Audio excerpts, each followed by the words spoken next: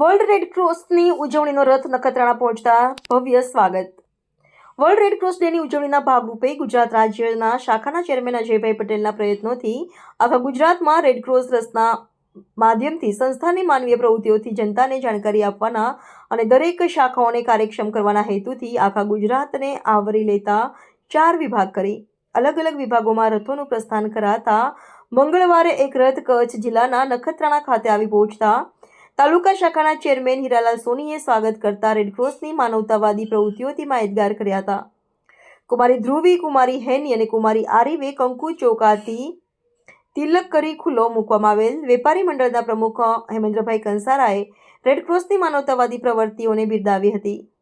શ્રી દિનેશભાઈ જોશીએ કાર્યક્રમની માહિતી આપી હતી. ભરતભાઈ કોટડિયાએ સરહદી વિસ્તારમાં પ્રવૃત્તિને વધુ સુદૃઢ કરવા સૂચન કરેલ. ભરતભાઈ કટ્ટા, ભોગીલાલ સોની, શાંતિલાલ કટ્ટા, ગોવિંદભાઈ બુધભટ્ટી, ઘનશ્યામભાઈ સાકરિયા, માલાભાઈ રબારી વગેરે હાજર હતા.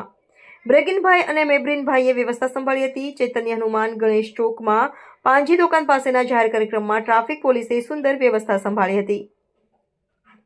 કાર્યક્રમના અંતિમ ચરણમાં સર્વે મહાનુભાવો સહિત રથ જાહેર માર્ગો પર ફરીને ડોક્ટર બિપિન પટેલની હોસ્પિટલ પહોંચતા સ્ટાફ સહિત ભાવથી સ્વાગત કરેલ હતું.